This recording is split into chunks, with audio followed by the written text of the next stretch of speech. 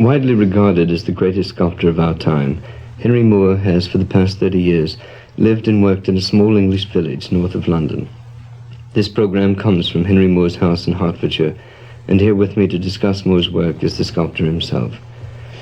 Mr. Moore, you were born quite some distance from here, in a Yorkshire mining town. Now, what influence, if any, do you think that early environment had on your future development as an artist? Well, I think, like all Yorkshiremen, one thinks that Yorkshire is a wonderful place. And we all think, too, that Yorkshiremen have characters, very strong, hard-working characters, this kind of thing. So probably one takes over something of the general idea of a Yorkshireman, as everybody behaves in that way. Also, too, I do think that this little village, this little town, it was really, within a mile and a half of the centre of the town, there were 5 coal mines, 3 glass works, chemical works, potteries. In fact, it was an absolutely intense industrial area. And yet, within a mile or two of the centre of the town, you came into country that was being farmed.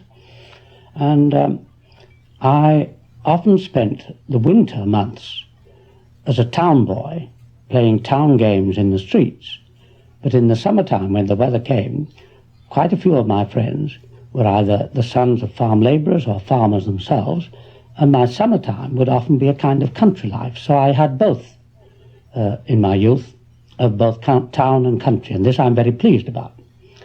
But also, too, I think that life is a little bit tougher in the north of England than it is in the south, and I think that this, that my Yorkshire upbringing and this rather tough town makes me appreciate a lot of the opposite things. Well, I can see that in the contrast between the town and the country, but was there anything in the townscape itself, or the landscape, or in early influences? Well, I mean, the industrial landscape which one took in, the slag heaps, which some were quite near to one's own home. And to me as a little boy, these slag heaps, which were waste products from the mine, would be often like pyramids, like big triangular pyramids. And to me, they were mountains. So that this, I think, had a sense to it as well. But the games that we played, that I played as a boy, we had lots of what sort of games? Well, there was one game which we called piggy. You shape a piece of wood, which you call the piggy, about 4 inches long. You point each end so that when you hit that end, it jumps in the air.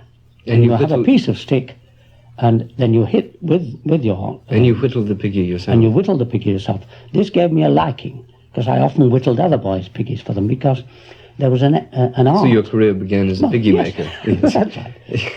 And there was an art in making the thing so it would jump high. But if you only jumped a little bit, it was too soon back on the ground before you could hit it. The idea was to give a curve in such a way to the end of it that it would jump high. And I learned how to do this. Well, according to the late Sir Herbert Reed, your interest in sculpture can be dated precisely from a Sunday school story you heard as a child about Michelangelo. What was the story? It was that the superintendent of the Sunday school, every Sunday, gave a little moral talk, something which, in the end, he would point out the moral.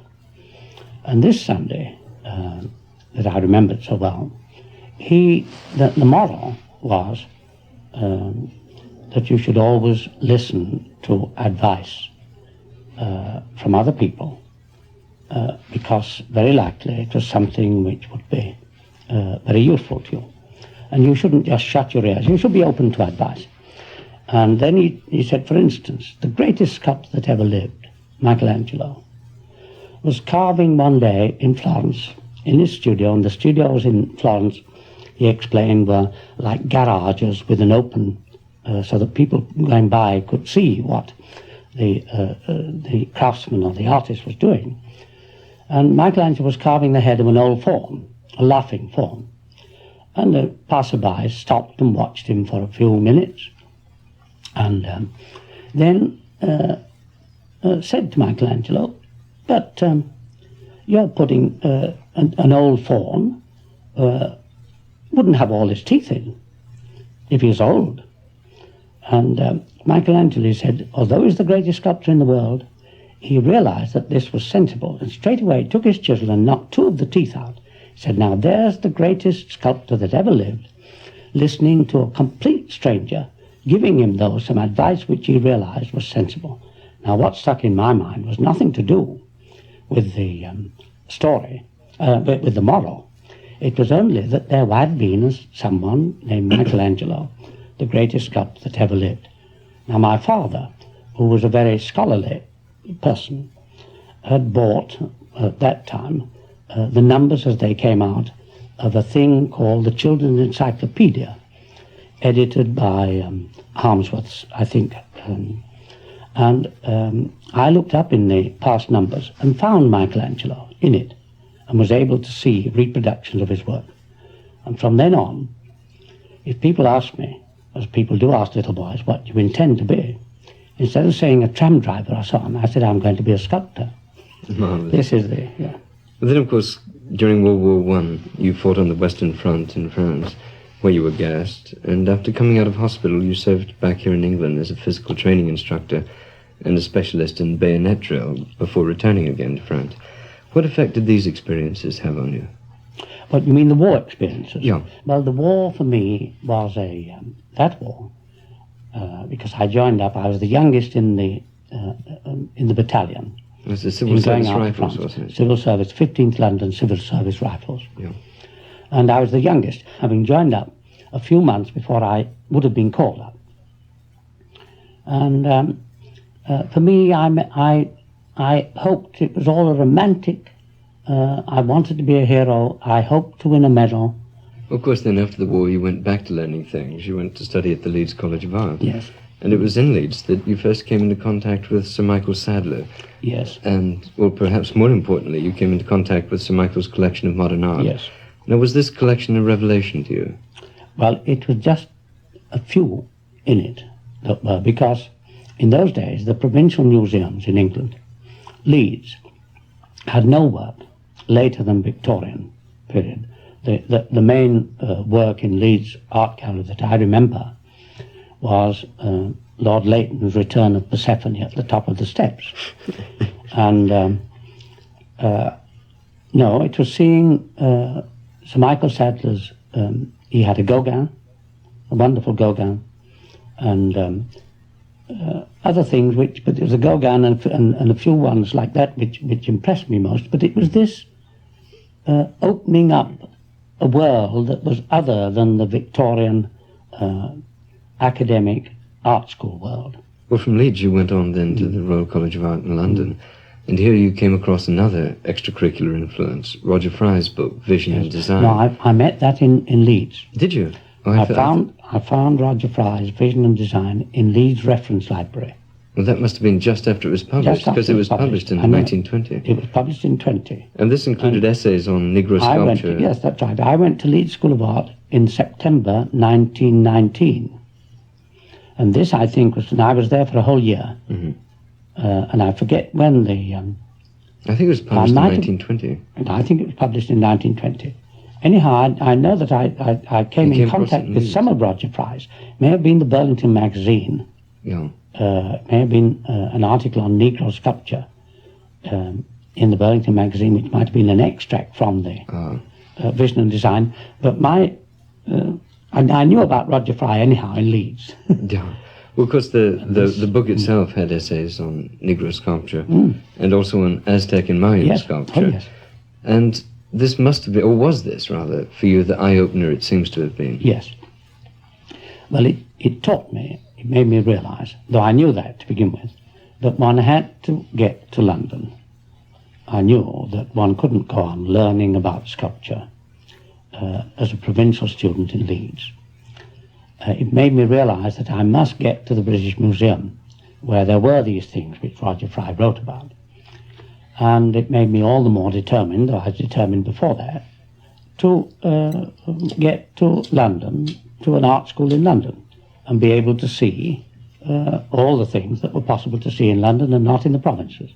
And of course the things you saw were African and Mexican. Well, the thing, for me, my real education sculpturally comes from the British Museum, not from the Royal College of Art. The Royal College of Art is terribly important to me because I learnt about the human figure. I was able to learn drawing and modelling from life. But as for learning anything to do with sculpture, it was in the British Museum. Well, funnily enough, I was mentioning the African and Mexican influences, which you saw in the British Museum, but they don't seem to surface in your work until a few years later. The earliest influences, somewhat paradoxically, appear to come from your contemporaries at that time, Gaudier, Brescia, yes. Modigliani, Brancusi, Archipinco. Did you consciously use them as models? Oh, yeah. Well, I learnt, you see, also too, what was important to me, and to any provincial student, was to have access to the periodicals which reproduced the work of one's own contemporaries. And so Zwemmer's bookshop became also, and I often combined my trips, weekly visits, sometimes twice weekly visits to the British Museum, with a visit on the way back from the museum or to it for half an hour in Zwemmer's bookshop, where I browsed through the books, and I hadn't enough money. My grant was so small. But Zwemmer was here only last week. I told him, I reminded of this. And I said, you never bothered, you never stopped me. I used to look at the books until I didn't need to buy them, because I knew all that was in them. And he said, well, I knew. And then we got to know each other, and he published the first little book on me. But his bookshop was also, of course, a wonderful library. A bush telegraph station. Yes. You went to pick up the signals from the continent, I suppose. Yes. Speaking of those signals, Archipinco is usually credited with being the inspiration, if that's the word, for the use of holes in your sculpture. And I've often wondered, and this may seem slightly heterodox, if the holes don't go back a bit further than that. Now I'm thinking of those vortex forms you get in late Turner, the cone spiral movements driving back into pictures like Hannibal crossing the Alps. Did these have any influence at all? No, but I'll tell you what I think did. That in Castleford, there are what are called sand holes, and they're caves where the sand has been excavated, and they run into the side of certain hillsides quite a long distance, and you can get lost in them. Now, these had a fascination for me, and as boys, we'd take a reel of cotton, which was probably, I don't know how many yards long, but one wouldn't go further than the cotton, because you wouldn't know it was dark. You wouldn't know your way back, and in those days there weren't flash lamps. So one only had a match or something, and the matches were these brimstone matches. And caves always had this, that is holes into, digging into something, always had this fascination for me. So I think it's not so much because the Archipinco hole is a decorative one. Mm-hmm. I mean, he makes a hole in a breast. Instead of a fullness, there's a hole. But it acts the same. It's a concentrate, or it's it's convex. It's drawing your eye. Yes, it's drawing your eye to that as a round thing by doing the negative instead of the positive. But my excitement over holes in carving and in sculpture is this digging, and eventually coming through to daylight on the other side. Now, I don't think that the Archipincos were probably big enough or in stone enough for him to have had this excavating sense. Yeah. Well, of course, the dominant image from this period, the period being early 20s when you were at the Royal College of Art, and certainly the form which was to dominate most of your later work, was the reclining figure of Jacques Moule, the Marian rain god. When you first saw it, did you immediately recognize the outlines of so much of your subsequent work? No. No, I only knew that I was very impressed by it. You know, it's like somebody meeting another person. But you didn't see it as a paradigmatic form that was going to dominate? No, it's only that because first of all I didn't see the real one. I saw, I think, a small reproduction, probably only 2 inches big, in a Orbis Pictus series, edited by someone, Einstein, a German art writer or critic or editor. And these were in Zwemmer's bookshop. I can see them now. They were black. A series of thin Orbis Pictus or some name like that, in which the different. There was one on Negro sculpture, one on Mexican sculpture, one on Egyptian, and so on. And all these I knew and took. And in one of them, I think, is this a small reproduction of the Chacmool. And the pose is what struck me. This idea of a figure being on its back and turned upwards to the sky instead of lying on its side, which is a different sort of idea from the Renaissance or Greek reclining figure, which is usually on its side. And this gave me all sorts of chances of making variations on that. And it gave one this... not least of which, of course, was changing its sex. Oh, yes, yes. In oh, yes. all of your reclining figures. Yes, they're all female. To me, everything is... One thing you did recognize immediately was what you called its truth to materials. Yeah. Mm-hmm. A concept you later developed, indeed, into a whole theory of sculpture. Could you explain exactly what you mean by truth to material? Well, it wasn't me. This was in the air. Brancusi had already spoken about it. Godijesco, whom you mentioned earlier, had picked it up from Modigliani and because he took over from the... and people like Epstein had already been carving direct before Godijesco. And this belief in direct carving came about by artists finding that primitive art, this interest in Negro sculpture and in primitive art, using the materials that they did in a natural way instead of only making the material imitate flesh and blood, if that's what they were trying to make it, or hair or fur or whatever it may be. Taking away its anthropomorphic aspect. And now this became a tenet amongst a whole lot. It was with me.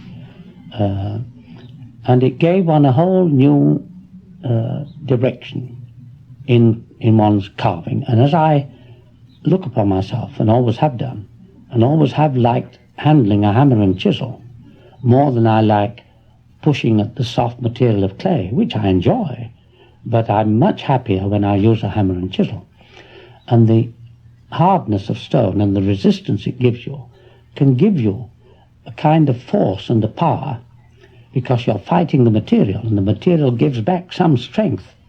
Like a kettle with a lid on will give you a feeling of power, whereas an open pan just left with no lid and boiling gives you no sense of power. Well, the same thing happens with carving of stone.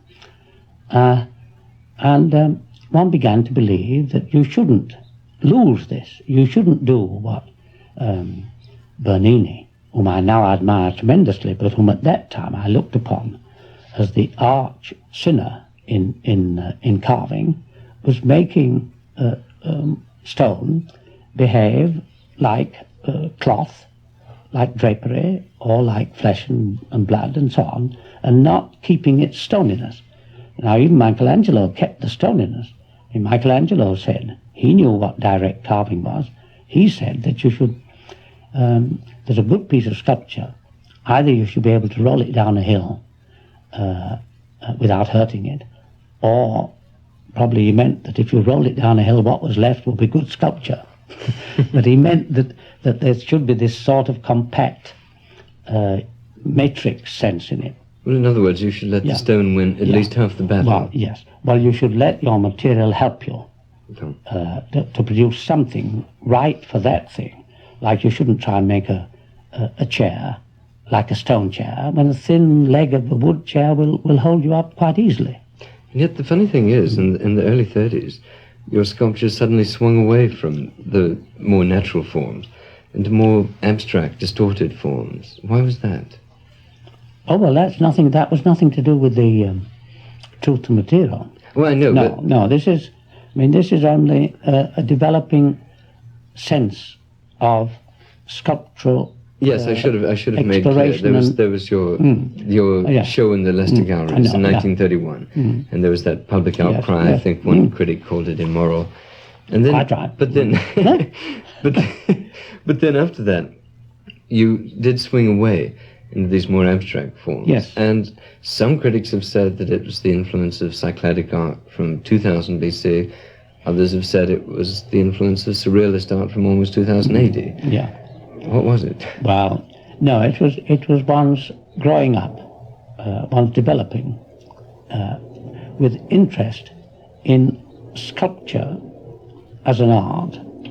I mean, everybody gets a kind of idea of, I'm sure that a poet, for instance, has an idea of what he thinks is good poetry without thinking of any one particular poem. You know, he has an idea of what poetry is. Well, in the same way, one has an idea of what sculpture is, or what is good sculpture. Sometimes you can say there's a thing, that's not sculpture, and you mean there's some general idea of what you think that art should be, what its ideal. So, somewhere there's this. Well, now this was me developing and trying to find my own idea of sculpture, that is experimenting with. For instance, later on there were the experiments that I began in string form, using the strings, and I began those first. It was Gabo who came to my studio and saw the first one I did and congratulated me, and he developed it much more afterwards into something of its own. But for me it was this development of spatial form that you could see through like the strings, with the solid form, the matrix that they were attached to, all this. But as I did those, I knew that they were not my complete belief in sculpture, because they weren't organic enough. Well, you began those, and I think you first began to use string in 1934. Of course, the main series of string compositions didn't come till 3 or 4 years later. I was going to ask where they came from. And indeed where they went. I know. Well, they've all gone, but they came really from what again was very lucky and useful to me. I suppose one makes use of anything and everything. It's not luck. But the fact that the Royal College of Art has around it 4 other museums, probably 5, but there's the Natural History Museum, where in the lunch times and in the evening I would go around and look at fossil bones and at all the kind of animal forms that the Natural History Museum has. It has the Geological Museum, where you can go and study the actual different stones, crystals and all those kind of forms. It has the Science Museum, and it was in the Science Museum that I saw these mathematical models where the model was constructed to show somebody how, in a solid way, they could see what was the transitional shape between, say, a square and a circle. By having a series of holes made 4-sided of a square on one piece of wood, and then a foot away to have another cut with the same number of holes but round, thread those through, and halfway between the two you have the form which is halfway between a square and a circle. Now it's very difficult to draw that form or to understand it. You had a sort of spatial sentence. Then you can have, yes. And then if you turn one a little bit and you turn the other, and if you push one up and pull the other down, you get all these marvelous, unbelievable, 3-dimensional examples of a form in space that you can see, because you can see through like a bird cage. Now those fascinated me, but I never used them until afterwards. But I looked at them and enjoyed. But this was the genesis of the strings. But this is where my string ones came from. Well, 1934 seems to have been a crucial year in another way. It was not only the year you first used string, but it was the year you moved to your cottage near Canterbury, Yes. where for the first time you were able to work outdoors and on a large scale. And one's reminded of the enormous influence on French and other European painting, as a result of painters moving outdoors towards the end of the 19th century. And I'm wondering if your ability to work within the landscape, as it were, had a similar effect on your sculpture. Yes, well, I'd carved even my little carvings. There's one there, which is the very first carving I ever did, that one in Serpenstein on there, which is 1921. Now, I had no studio, and I couldn't carve stone in the digs as a student from the college. I had to do my stone carving in the summertime, and I did it in the summer holidays at my sister's house. She was a headmistress in Norwich. My parents had moved with her. And I'd carve in the open air anyhow. All the carving I did was done right up to about 1934-35, mostly in the summertime in the open air, except when I got the studio in 1929. But the ideas were often bred in the open air in the summertime, when I've been thinking about sculpture more easily than I could when I was teaching. But when you when you moved to Kingston, this is the first time you had your This is own. the first time I had my own landscape to to be a play figure with. in. Yes, and it had a big effect. Yes. Of course, the next major thematic development in your work came at the end of the 30s with the helmet and the enclosure of an interior form within an exterior form. Yeah. It's also interesting to me because it's cast in bronze, which was a material you hadn't been previously much inclined to use. Well, now, they were not cast in bronze to begin with, they were cast in lead. They've subsequently been cast into bronze from the lead. I yes. see. Because, I thought the helmet was first. No, all those metal sculptures of 1938, 9 and 40 were cast in lead in Canterbury, near Canterbury, in the Kent studio and open air, because we had the kiln. I had Bernard Meadows as a young Norwich student helping me. We constructed our own kiln, and they were all cast in lead. But subsequently, lead, I didn't know enough about lead that you could put a little antimony with it and make it hard. So since then, all the leads have been damaged, and as they come back to me to be repaired or to be salvaged, because in some cases, if you drop a lead on the floor, on a hard floor, it'll just collapse, whereas bronze is almost indestructible. So to save the idea, I've recast them into bronze. But they were all done originally in lead by me collecting bits of lead piping, bits of the construction of armature, which is made of a lead composition, and using my wife's pots and pans. And you can melt lead on the kitchen stove, so that it was quite possible for me to do my own casting, whereas bronze, the temperature is so high that you need a kiln and you need a furnace to do it. But with lead, you can do it quite easily. So they're all lead.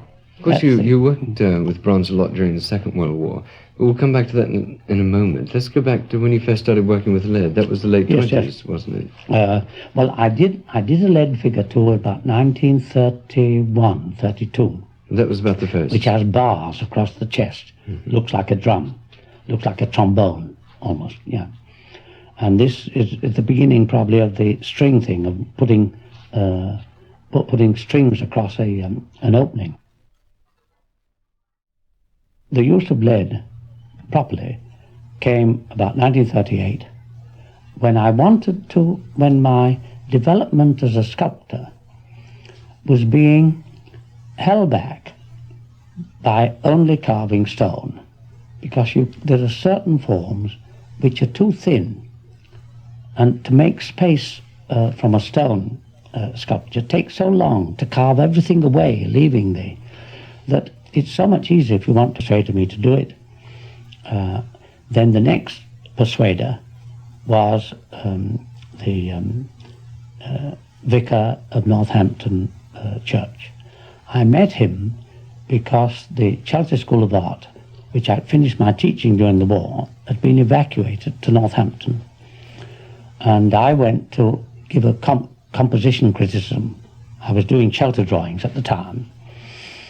And I met Canon Hussey, as he then was, and he said that his father, who'd been the vicar of this church before him, had left some money for a sculpture for the church. Would I think about doing a Madonna and Child for it? And I said, I don't think so. I'm busy anyhow with the shelter. He said, well, no, I don't mean now, but I mean, may I come and see you, and so on.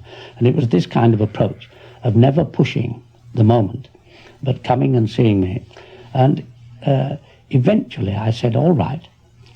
And as I'd not done any sculpture through doing the shelter drawings and the coal mine drawings for nearly 2 years, I wanted to get back to sculpture. And yet I hadn't got the themes in my mind, and this was a way of beginning. But I still felt unsure of being able to do it. And I said to him, well, if my friends give me 2 or 3 months, I'll do some little ideas, some little maquettes, and if my friends such as Herbert Reed and Kay Clark think that what I produce is all right, then I'll consider it.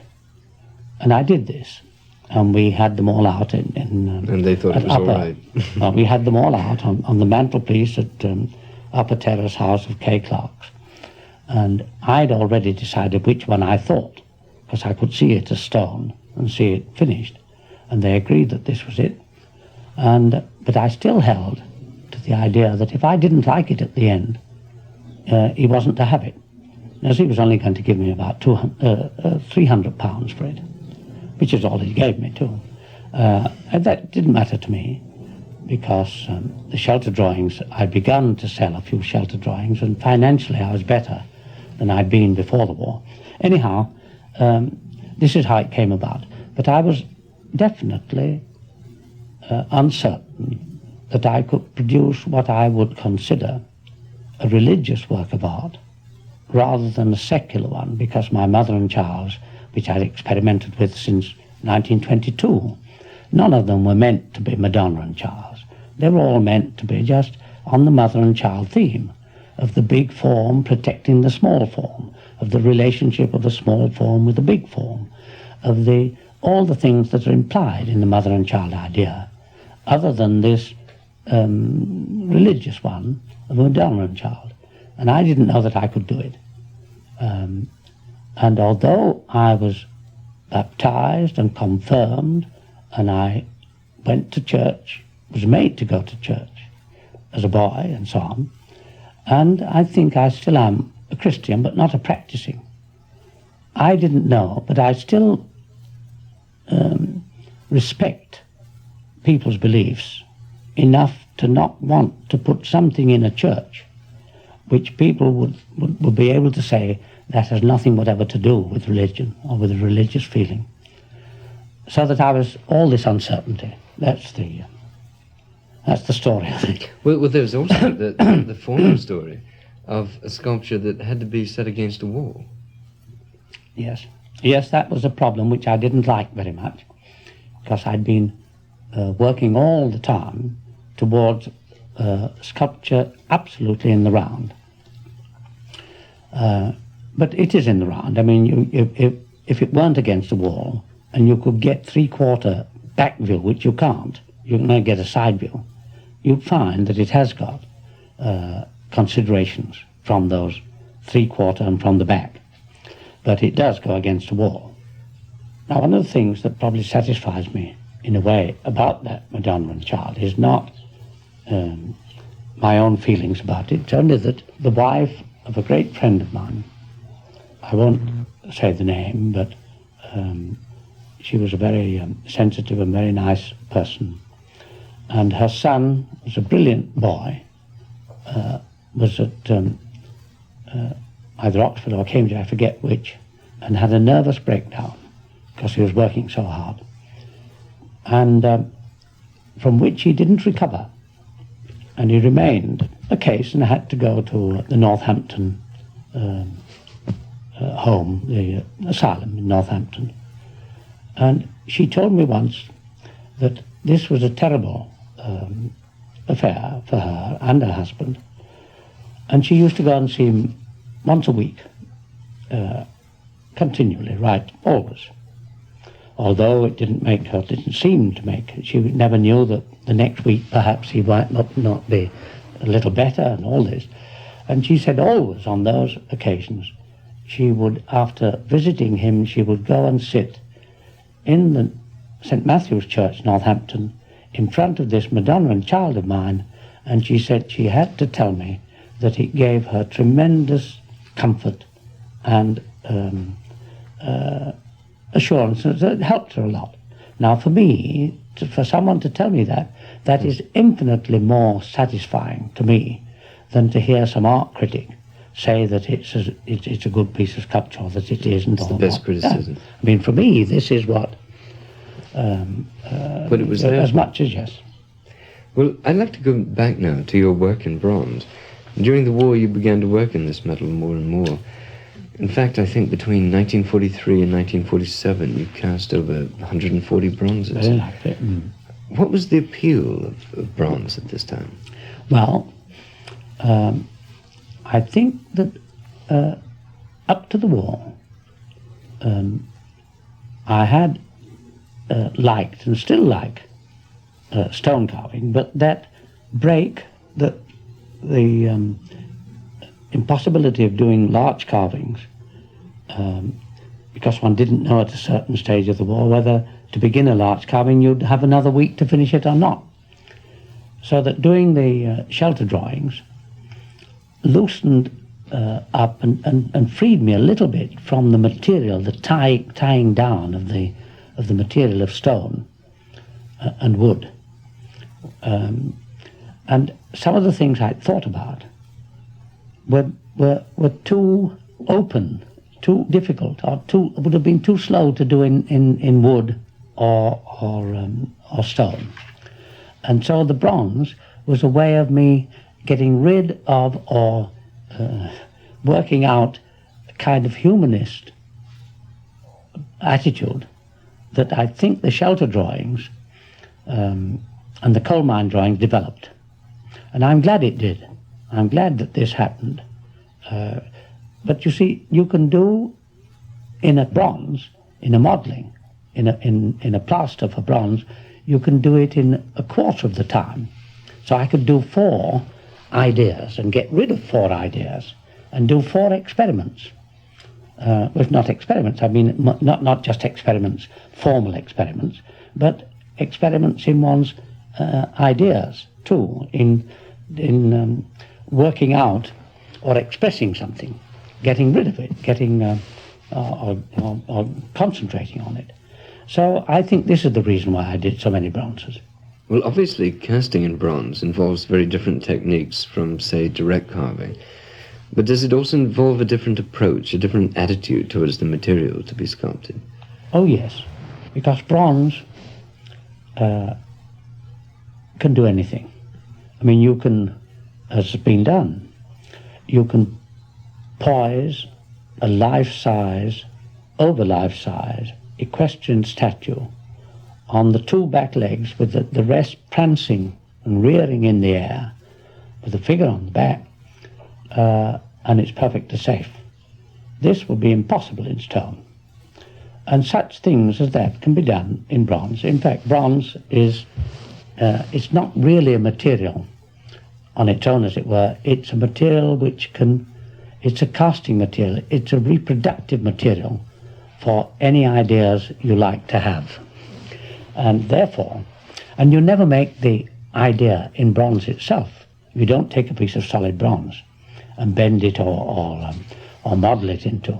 You cast, you make it in something else and cast it into bronze. And a good bronze founder a good bronze caster, should be able to cast feathers.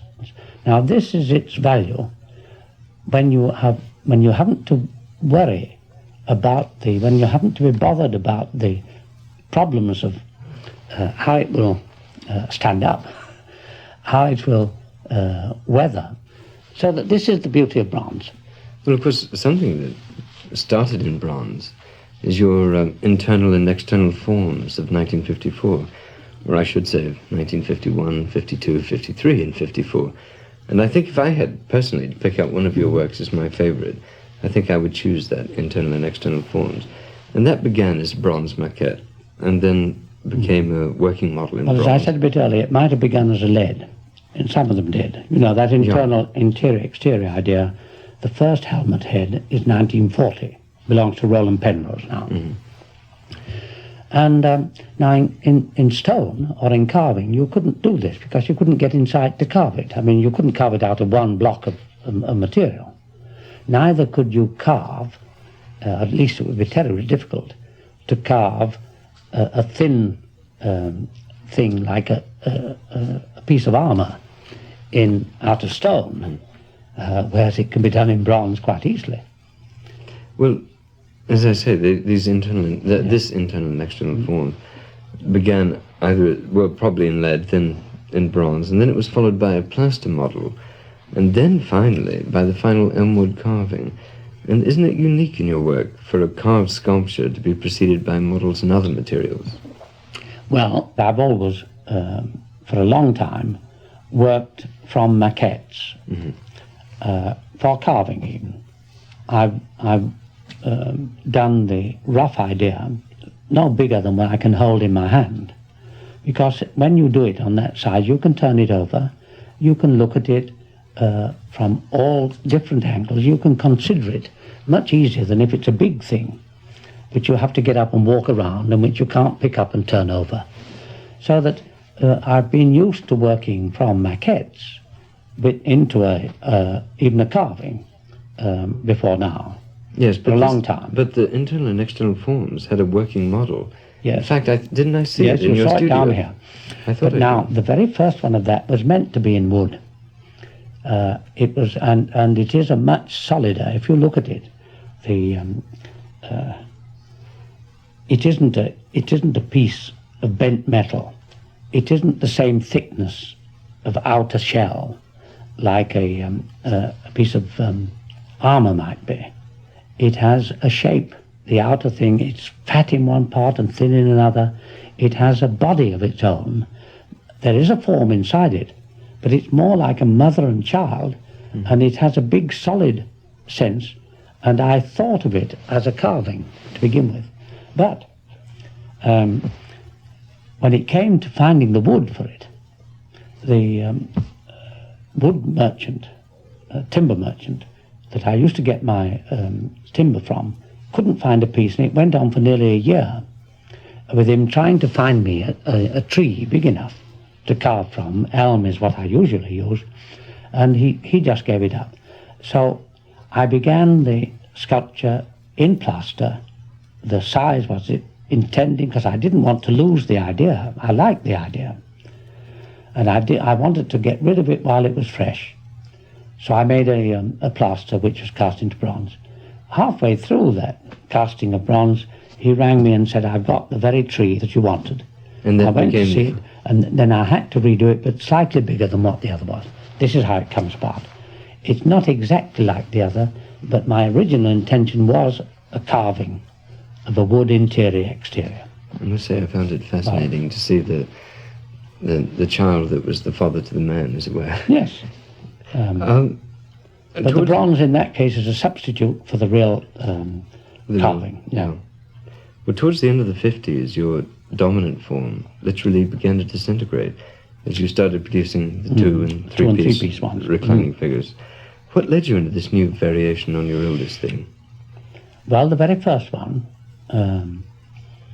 which if I could show you the maquette and explain it would be apparent straight away. The head end and the leg end of this reclining figure were only just attached in the middle. because for some reason or other the composition didn't need this strong middle piece. And as I was making it in the bigger form, I began to think that little attachment between them would be better without, it would be better out of it. And I cut it out and had these two forms, the two-piece sculpture, and I was able to just open them a little bit further, and the sculpture was better, because then one looked at two forms which got in front of each other as you went round them. And the advantage of a thing out of two pieces, or even three pieces, is that as you go round it, and one of the things I'm trying to get into my sculpture is to exploit the difference that sculpture is from painting. That is, sculpture has a lot of points of view, painting only has as you look at it front. While you were talking about these two and three piece reclining figures, I immediately thought of the Lincoln Center piece, and this in turn made me think of the Time Life screen in London and the reclining figure in front of the UNESCO headquarters, and that these are your big public commissions. Which of those do you think is the most successful? Well, the Time Life screen is not what I meant it to be, because it can't turn. I meant each of those forms to be able to be turned, so that perhaps the beginning of every month... It's also very cramped. It's in a crowded street. It's in a crowded street. You can't see it. People walk past it without knowing because the street's too narrow. They never look up because the traffic's too much. So, in that sense, it's never functioned in the way that I intended it to, so that I'm always disappointed as I go past it. I would love to have those forms given back to me. I must say I prefer it in photographs to in the street. Well, if it were given back to me, I could set it up here to be the way I intended. There it never has been, and I'd love to buy it back, or to have the chance of having it back. So that I can't consider, because it isn't properly shown. I think the UNESCO one was right in scale for the building, though they've altered the building now and they've put a new building down below in front of it, underground. And I'm told, I've never seen it, but I'm told that the very things I worried about are now very different.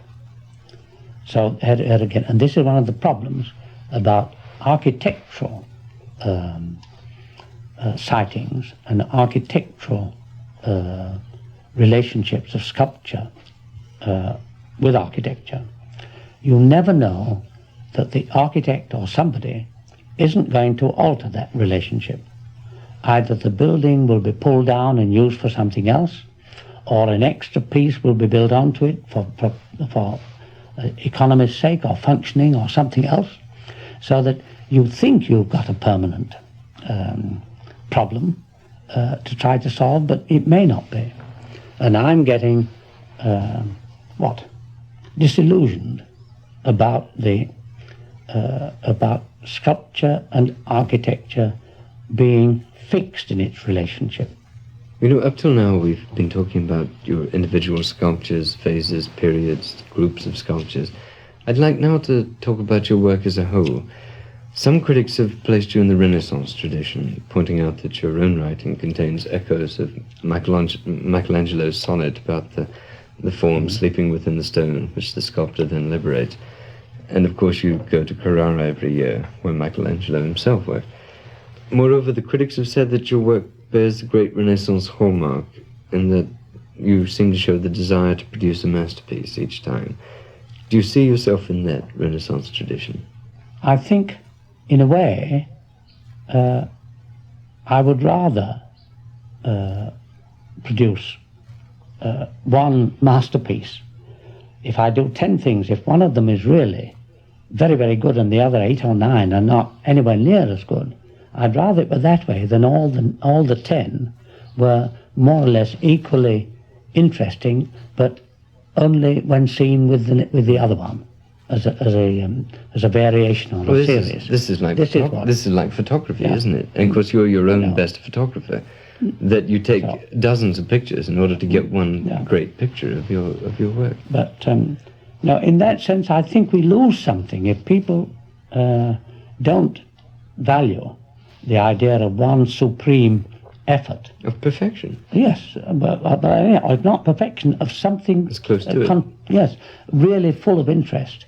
I mean, containing as much interest as it can have, rather than an isolated specialist, one-cylindered hitting the gong. Yeah.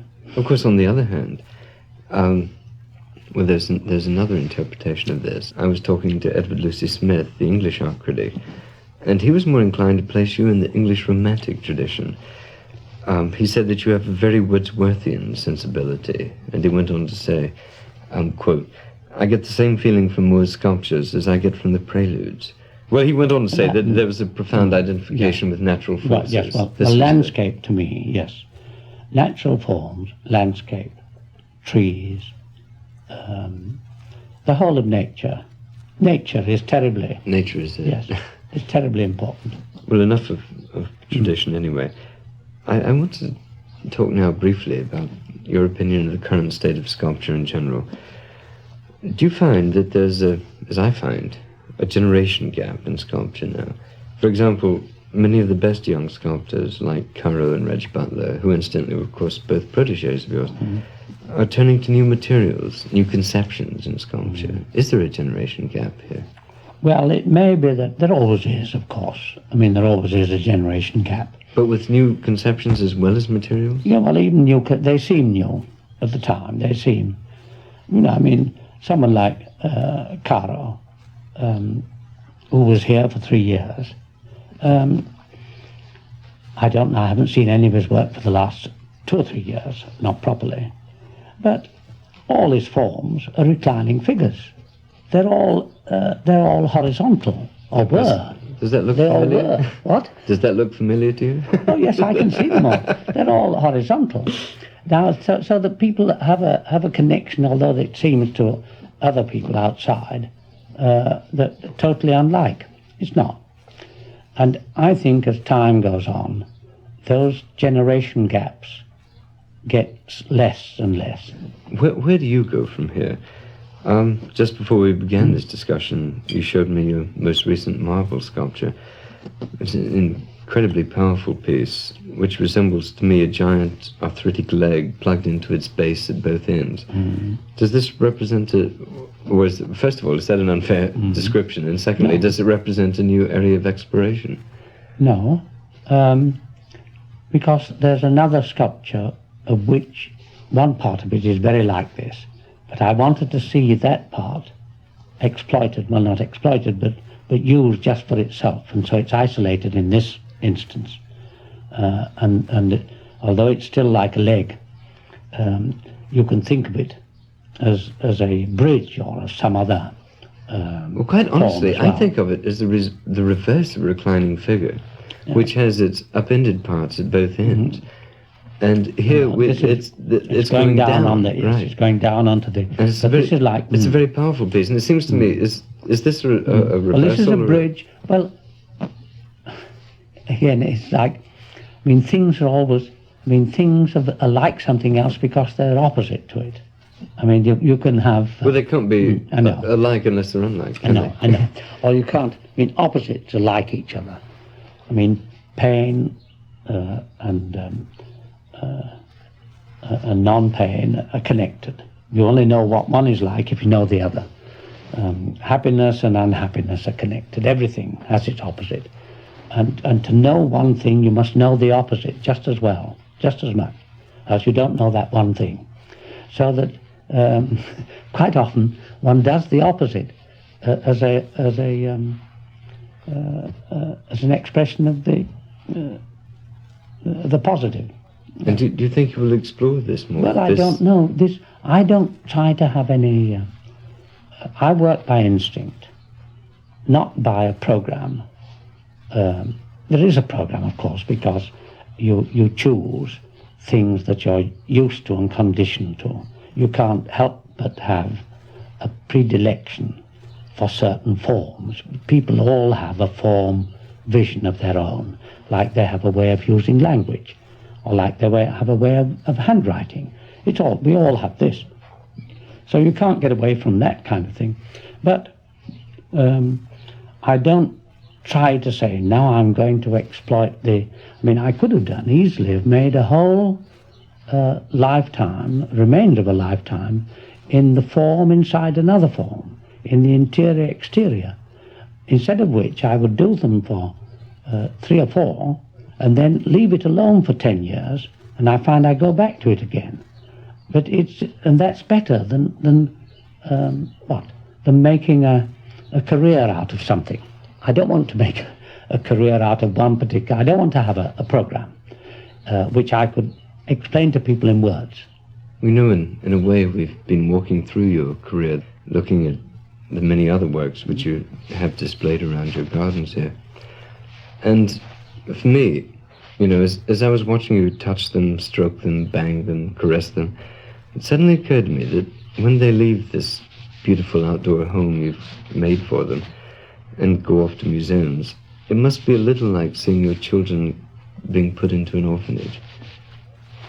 Well, ordinarily, I like them to go out into the world. Not into the world, into museums. No, I don't mind museums. Museums are all right. Because they seem so beautiful here in this natural undoubtedly they usually are better here. And quite often I'm disappointed when I see them somewhere else, particularly in some museums, and in museums generally. But lots of people see them there who wouldn't see them otherwise, and there's no one correct place or right place for a piece of sculpture, just as there isn't one right place, or shouldn't be, for a human being.